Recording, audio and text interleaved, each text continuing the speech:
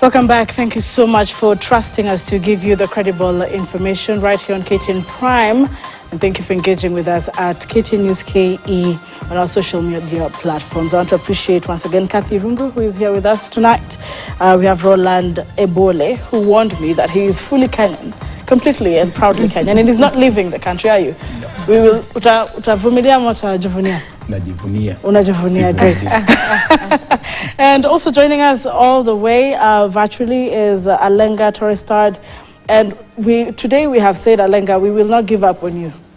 So we are glad you're back, and we want to pick this up with you because so far we are hearing, concerns on a particular pattern, because it's just not anyone who is disappearing, is it?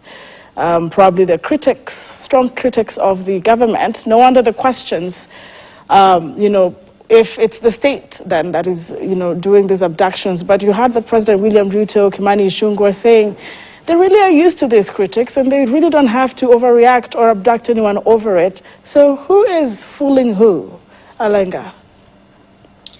I think the government has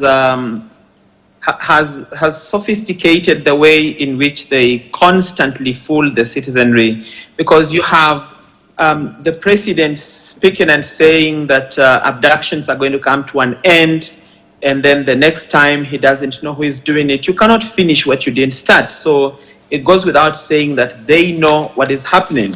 Secondly, you hear ministers saying that they are going to discipline the kids who do not have manners, that have not been trained by their parents, and then the next time they say they do not know who is abducting Kenyans. But then, Anki, I think another angle to this conflict that we are forgetting is that it is going to be increasingly difficult for the police to arrest people in the next coming days, even those who are wrong and require to be arrested and taken to court, because every time the police will come into communities, and like you have begun seeing in videos going around social media, there are certain places where the police have been stopped from making arrests when they come in vehicles that almost look like civilian cars, and they are not the official police cars. So are we glaring at a security situation where now the citizens are going to stand against the police from making even legitimate arrests that maybe certain persons have broken the law and they need to be apprehended and taken to court? So that is the situation that the government is creating for itself. And it is imperative that we sit down and ask ourselves, what is supposed to be done at the moment? If you have a feeling as a government official that so and so has committed a crime, and you can actually find that within the penal code or the law, then why don't you officially arrest this person and take them to court? Why are you using dubious means that do not reflect the conduct of a disciplined force like all right. Police? Be cleaned out. Yes? Yes, we lost you for a second there, but even as you're speaking on that, and I just want to bring it to you before I come back to Kathy here, that this seems to be getting its way into the cabinet and perhaps top government. It brings something sort of like an abduction fallout, and we have heard that the Public Service Cabinet Secretary, we heard him, Justin Muturi, break with tradition to call for a sober debate on the abductions that he says hit him hard because it came close home to him when that was his cern. What does this mean for President William Ruto in as far as governance is concerned? It's going to higher levels, different feelings. Alenga. It speaks to a presidency that wants to run the country like a household, because the moment you start hearing, governance is about structures. Governance is about law. It's about how the law interfaces with citizens. Government is not about morals. It's not about how you were raised, because we were all raised differently. And so when you hear leaders throwing those issues of parenting and how conducting the is very critical. And when they go back home and they look into the mirror, they know even themselves their children are not a reflection of what we would call a moral society. They know that their children, their own children do drugs, their own children engage in crime, their own children insult people, their own children make mistakes in life. So they cannot purport to give us a model for, parenting children. And when leaders hide into that, it means they have lost what brings a nation together. They have lost the possibilities of, adjudicating the rule of.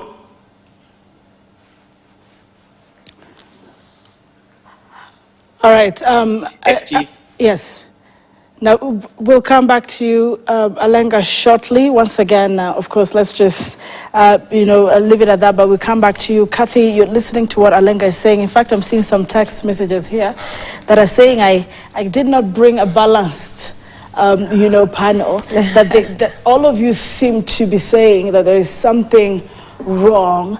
But if I looked at it, but there is something wrong. But then there should be a way out. Are you saying that where we have reached today, Kenya wouldn't have solutions and know exactly where these Kenyans are and investigate it and bring an end to this? Must we run to the ICC? I actually think, Doris, this now calls for a very serious national conversation around this issue. And to me, we need to separate policing, the work of the police force, or our security agencies from politics. Because to me, we are actually combining these two, and it is complicating the matters even worse. And that is why maybe the people commenting are saying we are not balanced. It's because you can really see that something is wrong. I mean, it's not bad to call it out and say that things are not done the way they're supposed to be done. Now, when we talk about a country like Kenya, a country where people have in the past left their own countries when there was anarchy, and mayhem, and they hid here for a long time, like my colleague was explaining to us earlier, and these things were not happening. They had differences with either the regime in their country, the leadership in those countries, and they still were never abducted at that time. So really, when we call it out, we are not against anyone. We are simply saying there's a mistake and there's a way we can correct it. It calls for some serious national conversation. Now, you asked the question to Alenga of Justin Muturi and the abduction of his son. I mean, that was, again, unfortunate. And like we said earlier, it can happen to anyone. Right. I mean, no one is safe. But then, to me, I read politics in that, because just a week or say 7 to 10 days ago, there was a funeral in Embu at the home of the former Senator Lenny Kivuti, where they were going to rest their dear son. And if you remember, CS Muturi tried to lead a message of condolence from the president. It was totally difficult. So I could see this he's not contented, he's not happy with government. Perhaps he's on his way out of cabinet. Interesting. And he was inviting the president to sack him. You could really see discontent as he spoke to the media yesterday. That is the political lens. That is the political lens. Because then the people who are asking if it's genuine or there is a political gameplay. But thank you, Catherine, for that. Kathy, let me hear from Roland. Because Roland, even as we're speaking, we cannot remove ourselves from the East African community, can we? We cannot. This is who we are now. This is where we are. And for a long time, Kenya was referred to as a big brother, I believe. Yep. Is that changing? It is not changing. It is just that the big brother is no longer giving a good direction. It is. But the state has said it is not the big brother in government or the state that is not moving in the right direction. Somebody else that is not known. So would you still refer to the big brother wholesomely? No, but as we're actually saying here, and I'd even start by saying, the people who are saying that we're not balanced, there are some things that do not have a gray, area. Okay. Some things it's either black or white, because we are not condoning whatever, everything that is actually happening on social media. Some could border into, defamation crime, but there are processes. Now coming into the Big Brother and East Africa, we are in a region, whereby in the last 2 years alone, we've actually even admitted other countries. DRC joined the East Africa community. Burundi joined the East Africa community, Somali, and I think South Sudan. We are growing larger, but again, in our small East Africa, as it were, Kenya remained a haven. President Museveni was actually hosted here for the longest time. Tanzania was also a haven, like even for the Southern Africa Liberation Movement, whereby Tanzania, a great country, the only country in Africa that is actually a united republic, 2 states, 1 country. But we are seeing these kind of deviations. So Kenya had that role. Kenya hosts a lot of international, organizations. Like you're talking about Kenya already sitting in the UN Human Rights Council. Kenya being, in the next few months will be the 3rd, largest hub hosting a UN office, in the world. But you're seeing Kenya being the country that cannot host neighbors. Kenya cannot host foreign nationals. Kenya cannot even deal with its own youth. We are saying that, the youth are becoming like a Satan. They are not. We have had our politicians, spew, all insults, manner of insults. So a few years ago, somebody said, "Hii pesa ni ya mama yako." But that is the language you are seeing on social media right now. Somebody, as in also, would call another politician, on matters, of their very, very private, nature, in terms of, they have not been circumcised or not. These are the matters that youth are discussing right now. Where else do our youth learn mannerism if it is not from me, if it is not from you, Catherine, a politician, if it is not from the president? We are seeing a lot of impunity. We are seeing the IG being summoned by a court of law. We are seeing the director of DCI being summoned by a court of law and refusing to go. The next time I'll call my child, they will not come to me. And I'll actually start saying, like we are not disciplining our children. People see and do. Monkey see, monkey do. So that that correction has to start from the top. Corruption, the kind of, even we've taken it to the pulpit. I mean, like we are deviating from the abduction issues, but we even see the kind of insults and the kind of spewing of all manner of gibberish and shenanigans on the pulpit every other Sunday. This had stopped. Gen Z had actually occupied churches, and the churches had actually taken a step back and decided, we are not going to do this. But now we're actually seeing it in full force. So when they go to the social media, because protests on the streets are not, are not happening anymore, there is online and offline form of protest.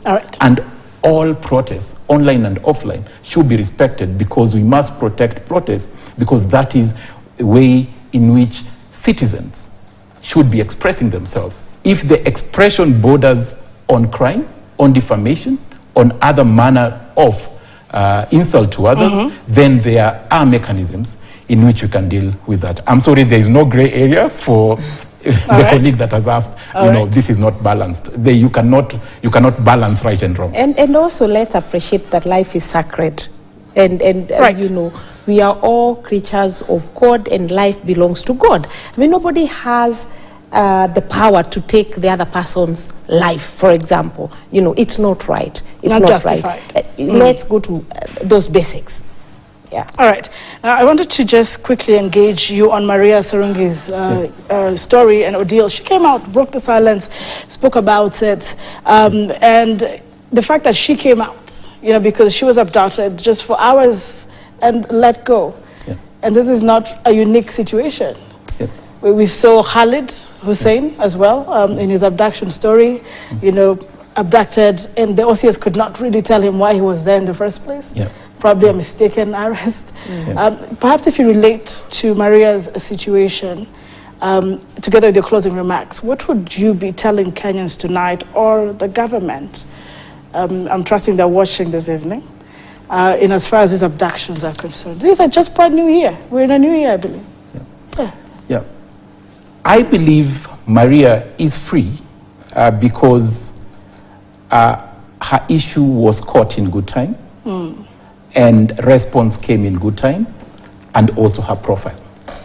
If these were not, then we'd be talking about probably a different case, probably like Kizza Besigye's case, because Kizza Besigye is also a high-profile person. He's an opposition leader that has run, for presidency against, President Museveni as in a couple of times.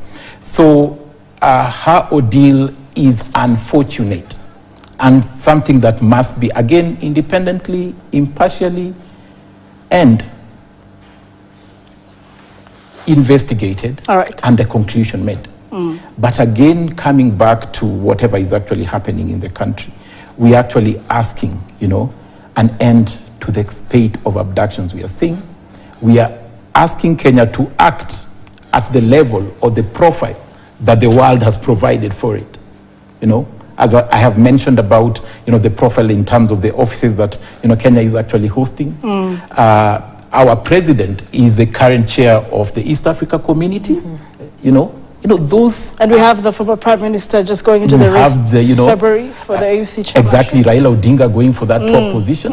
Then we must really act. And I think a South African, media personality, I think her name is Sophie, has asked a very, very important question, like, how do you want to lead? At the African level platform, when you have your youth, and how Africa holds the youth very, significantly as the largest population in the region, as the driver of where Africa is headed economically and on everything. How do you expect, that to happen when you cannot take care of your own youth? So abductions must end, and accountability has to be done, especially for those who abducted their families, and justice has to be done whereby those who are involved, once investigated, must be brought to justice. I think that's my closing remarks. Thank you very much, Roland Ebole. Let's hear from Kathy Irungu. What would be your closing remarks? You've spoken about national conversation. The last I checked, that is what we said when Azimio was in the street for the high cost of living. Yes. We ended up at NADCO. Yes. Now we're at broad-based government after the Gen Zs. Is it really a genuine national conversation? With your closing remarks. Yes, time for a genuine national conversation. But having said that, I think we need now to be very careful about this issue, because when you look at I think there were two incidents where I think the police, or they say the police went to arrest some people on the street, and it became difficult because there was uproar, and actually the citizens came and rescued those people who were being arrested. It's going to get to a point where it is also difficult. This scenario is going to make it difficult for the police to do their work. So it is not good for anyone. It's not good for the police. It's not good for government. It's not good for all of us. So the sooner we get to the bottom of this matter, the better. And finally, as I finish, is to actually say, let's keep our women safe. It is very unfortunate to hear that a woman such as Maria, as he's saying, was, some men were trying to handcuff her, and blindfold her and do all those manner of things to a woman. Really, let's keep everybody safe. Thank you very much. It's interesting. She had to add that really moment. I do not want to forget our very key guest who has sacrificed his time all the way from Vihiga, Alenga Toristad. It was not a very smooth ride for you here tonight, but if you may, and I hope we still have you, give us your closing remarks on this matter. Sometimes they say you leave the best for the last. I'm not saying you guys are not the best, but Alenga, what would be your closing remarks? What's the way forward? Thank you very much, Anki, for this wonderful show we've had tonight.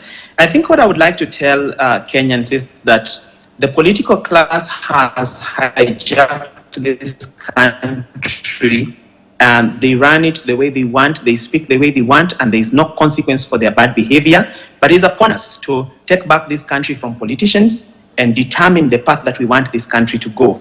If we subject ourselves to the political class and wait upon for them to dictate what they think is right and what they think is wrong, this country is going to the ruins. And we must not allow a very small percentage of Kenyans to mess the glory that we have built for this country for so many years. It must come to a time when politicians must realize there is consequence for their bad behavior, and the citizens are woke and they know what they want for themselves. So sanity must prevail, and the image of the country is a responsibility for all of us. It's not for the citizens, and then the politicians can behave badly. Thank you so much for joining us, Alenga Toristad, all the way from Vihiga, and for creating time to share your governance and political expertise. I also want to appreciate Kathy Irungu, who is a political analyst, for creating time to be here. Okay. Roland Ebole, who is with Amnesty International, of course, taking a whole view on the East Africa angle in matters research. Thank you so much. Asanteni sana. But the things I have picked here tonight as I close is, if you win, I win. If the government of Kenya wins, so does the whole country win. In fact, are we a state? Are we a nation? Are we just but a country? What do we want to be? But somebody said, it's not a joke anymore. Where there is smoke, it's probably fire. But the state has an obligation to protect every citizen, regardless. Protect them. Let us restore sanity. If it's missing, this is the year to restore it. I want to appreciate Standard Group, KTN crew that has made this a success, and for your feedback on our social media platforms. Stay woke. Have a good night. Damian Evans was on sign language, and my name is Anki Doris. On that, good night.